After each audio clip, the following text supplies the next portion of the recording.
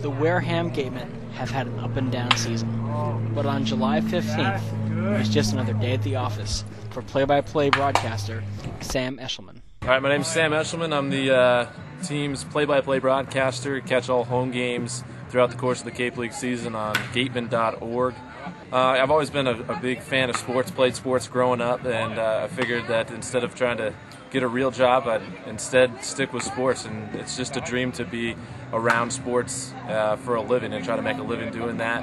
I then went into high school television, and since I went on to Arizona State University, where I've really got into radio business there, covering ASU sports, football, basketball, baseball for them, and doing some play-by-play work, which has really been a blast for me, and it's been some really good experience, and just got an opportunity to come out here this summer. I'm going to come back next summer, and it's just been a joy, and this is certainly the career path for me and what I really would like to get into later on. The true test of a job is not what you're doing, but who you're working with, and the Gatemen organization has been tremendous in the support of what we're trying to do here, and just trying to put out a quality broadcast, and it's really neat to try to be able to provide parents and fans and everybody listening over the internet with what is going on at the game and how each of their kids are doing. We do, during the course of our broadcast, we actually have an email portion that we provide in which we ask families or whoever's listening to input with their thoughts, and we'll try to do our best that we can to get that on the air.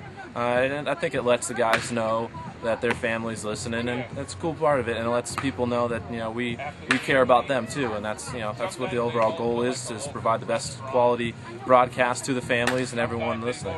I work with one partner, Dan Dias, who's been with me all year. Christy Madigan is our camera operator and also does a good job of doing homework and interviewing guys between games. And then Scott Eaton has been a real pleasure to work with. He kind of helps us out with all the technical aspects, and will email us and will feed us information, scores from around the league. So it's really it's about a four-person broadcast team that we've assembled here, and I think it leads to one of the better quality broadcast teams around the league that at least I can see, and trying to put together all the information and like I said, just be accurate with what we're talking about and provide those families with the information they need.